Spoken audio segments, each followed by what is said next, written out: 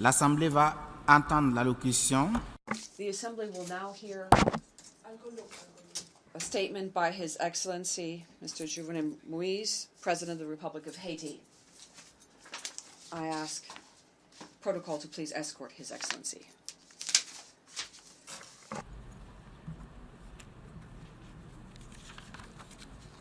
au nom de l'Assemblée générale. On behalf of the General Assembly, I wish to welcome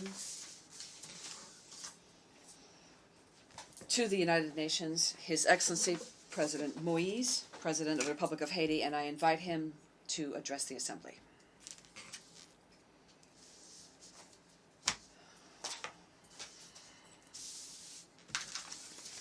Madam President, Mr. Secretary General, Excellencies, ladies and gentlemen.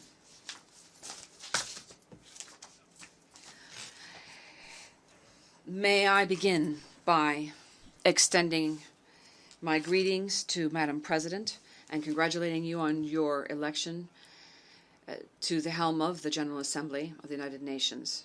The great qualities and talent are no doubt a guarantee of the success of the work of the 73rd session. And I would also like to commend the presence of the Secretary General and his courageous action geared to improving the efficiency of the United Nations system in order to improve the well-being of all humanity, to use the expression of the Pope Francis. Madam President, over the years, the General Assembly of the United Nations has had two underlying questions underlying the main issues of the day. The first is, how is it possible to optimize the mechanisms for international peace and security?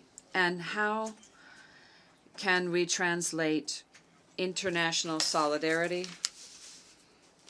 into a system that would be more effective and capable of promoting sustainable development and eradicating poverty in the world?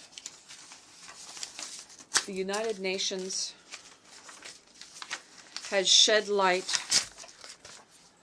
on the eradication of poverty,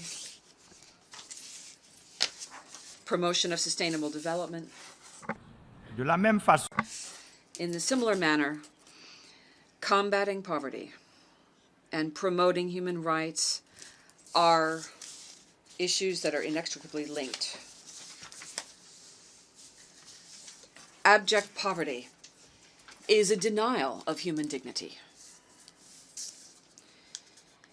And therefore, it should be at the very heart of the United Nations efforts, and thus hundreds of thousands of men and women will have the hope of seeing the eradication of poverty someday. Along these lines, intensification of our battle against climate change is one of the most important and pressing issues for mankind at this time. And it should be one of the greatest priorities for the international community. The Paris Accord of 2016 on climate change is therefore an important milestone. And everything should be done to ensure that international obligations and the responsibilities that stem from those obligations are respected. We all know this. The regimes for adaptation and mitigation of climate change, as well as measures to take in order to attenuate the damage, are all extremely costly. Mitigation of natural risks, which is one of the strategies of sustainable development, is an investment that today means we are investing today for what we will need tomorrow and that we know will be indispensable. To date, the financial means are clearly insufficient in order to respond as appropriate given the scope of the challenges before us. The mobilization of new resources for sustainable development, for climate change, is an absolute priority. And thus we must note that the most vulnerable countries, especially small island nations, especially in the Caribbean, which would include the Republic of Haiti, are countries that are not producers of greenhouse gases, and yet they are the victims of most of the damage caused by more frequent and more violent hurricanes. The promises made during the One Planet Summit last year in Paris made it possible for that country to adapt its environment and mitigate the negative effects of climate change, which should take place. Madam President, I would now like to shed some light on the situation in Haiti 1 year after the closing of the stabilization mission of the United Nations, MINUSTAH, and MINUJUST replacement. Since my accession to the presidency, I have never ceased working for consolidation of the rule of law. Strengthening democracy, what we have achieved, strengthening human rights, is something I am firmly convinced is absolutely vital as we seek to modernize our economic, social and political structures to allow the country to emerge from the trap of underdevelopment. I spare no effort to ensure that the institutions are stable and to make sure we are creating a safe and stable environment conducive to investment and to relaunching growth. In a context of ever scarcer resources and real pressure, the Caravan of Change, an innovative strategy, aims to make all of the state's resources available to the people of Haiti. There are many tangible results which have been achieved over the last 18 months in terms of social, political and economic modernization as started by my government.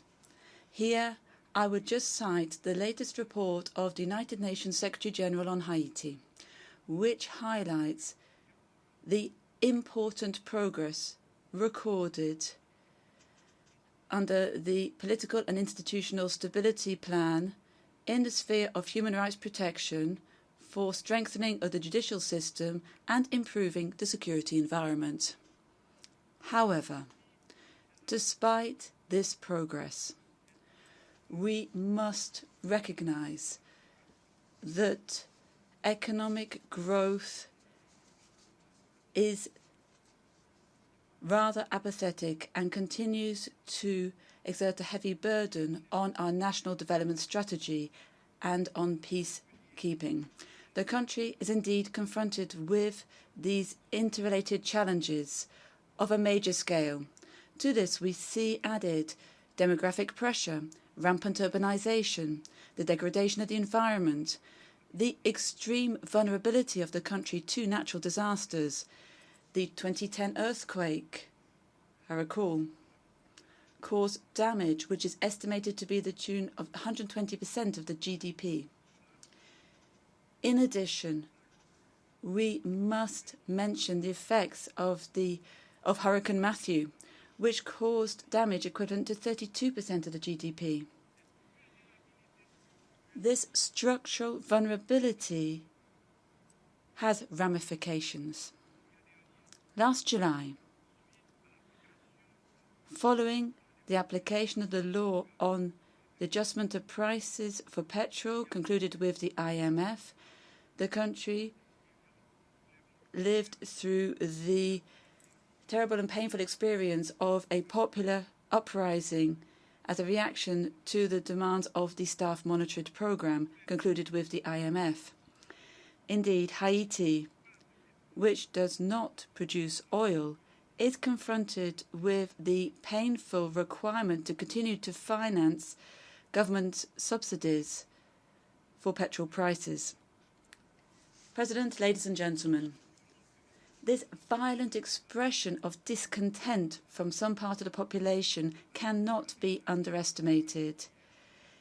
It posed particularly clearly the core question of the risks associated with extreme social and economic precarity and a lack of economic prospects. Moreover, it highlighted how fragile what we have achieved is. Even though we have achieved a great deal through a constant struggle, all of this can be put in jeopardy if there is not appropriate support over the long term. One of the lessons that we have learned from this crisis is that structural reforms need to be engaged in the long term.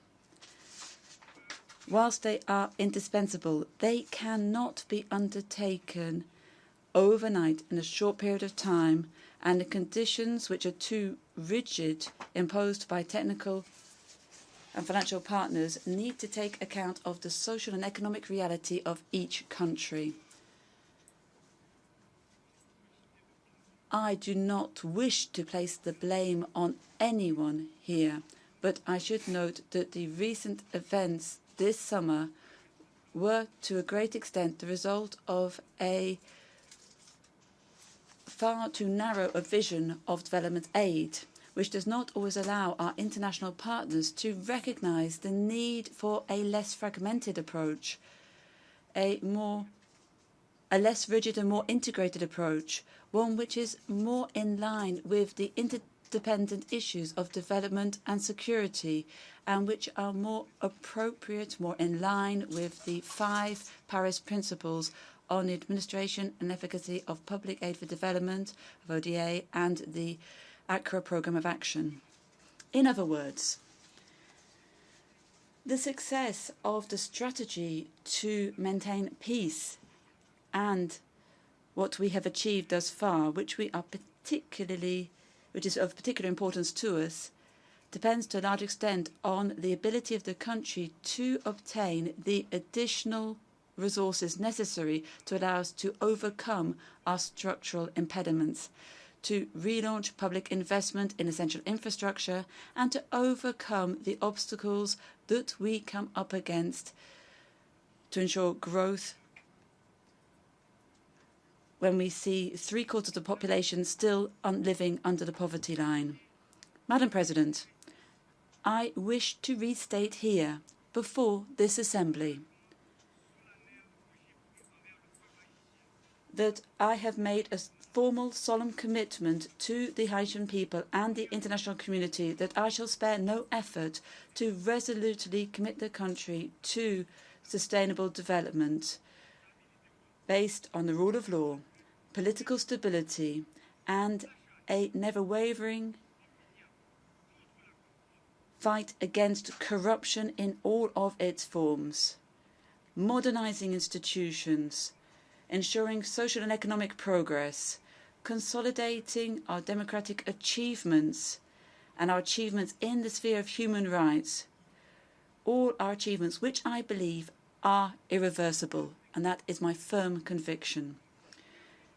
Given this, the new government of national union, which has just been formed, is endeavouring with a renewed action plan and several priority objectives to conduct the following reforms. Firstly, to immediately improve living conditions of the most vulnerable and marginalised amongst our population, thanks to innovative programmes, improving the business climate, relaunching public and private investment, which can engender growth and job creation, and encourage an enlargement of the middle class, and will significantly reduce social inequalities and exclusion in all its forms. Pursuing reforms aiming to consolidate the rule of law, to strengthen the judicial system and the national police, and in parallel, to re-establish the armed forces of Haiti, combating corruption in all its forms, in all its manifestations, and holding, as planned, legislative elections in 1 year's time, intensifying measures designed to bolster the promotion and protection of human rights. At this crossroads, I launch an urgent appeal to our partners within the international community to demonstrate active solidarity with the Haitian people in the context of the renewed aid programs, which should be consistent and substantial, as they need to be aligned with national priorities and implemented in close cooperation with national institutions and the private business sector. They need to be better adapted to the realities on the ground. This paradigm shift shall considerably bolster national efforts and make a contribution to us achieving the sustainable development goals that we have established with, as a priority, eradication of poverty by 2030. Madam President, peace, development and security go hand in hand. And we cannot repeat this enough. They need to be sufficiently supported by appropriate investment in the long term. In particular, they require better allocation of resources adapted to the real needs of beneficiary countries, taking account of structural vulnerabilities. It needs to be more flexible and less subject to conditions which may undermine the very viability of the reforms underway and may also undermine the essential development goals and long-term stability. Access to good road infrastructure, electric and digital infrastructure, health and education, environmental and hydraulic infrastructure is a precondition for any country which aims to benefit from sustainable development. The Republic of Haiti has received nearly $11 billion in gifts and loans between 2006 and 2016, and all of this infrastructure still needs development.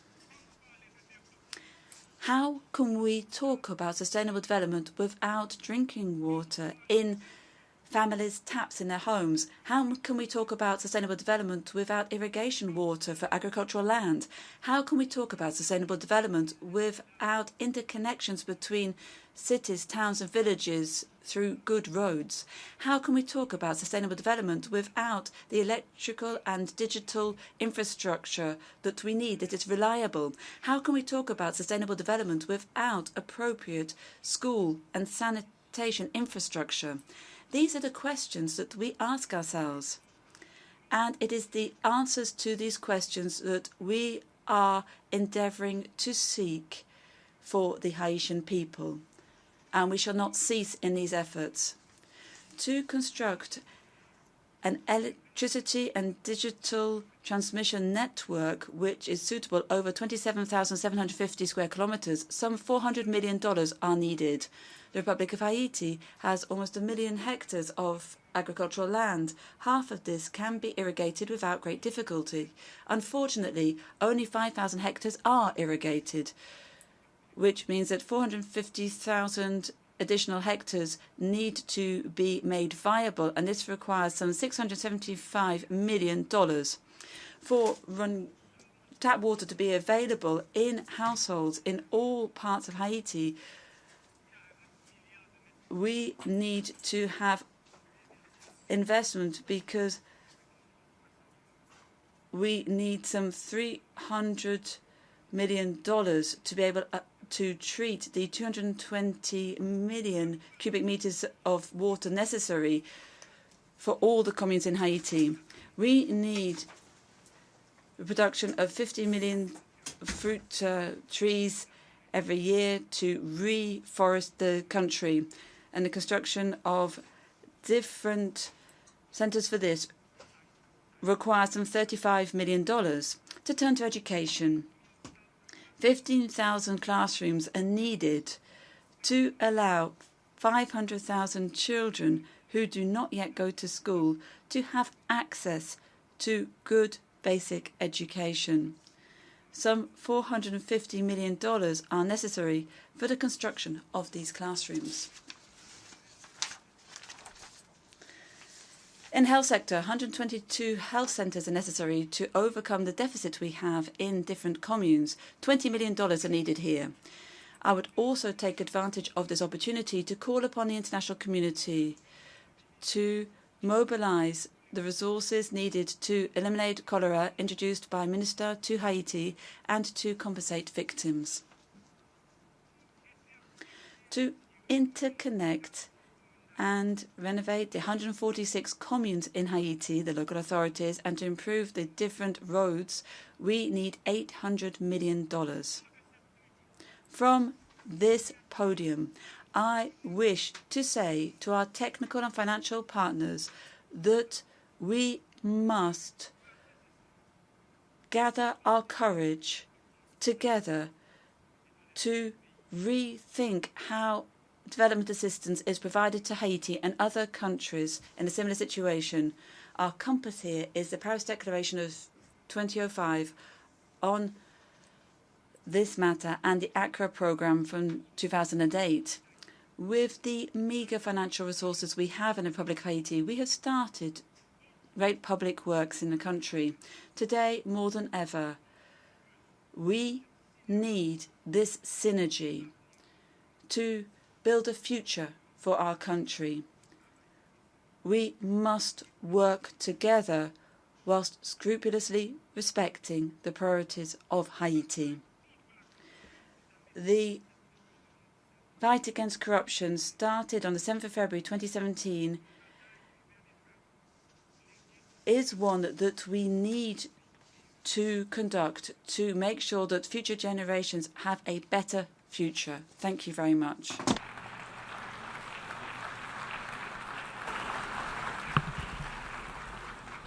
Au nom de l'Assemblée générale, On behalf of the General Assembly, I'd like to thank the President of Haiti for that statement. I request protocol to escort His Excellency, and I ask representatives to please remain seated.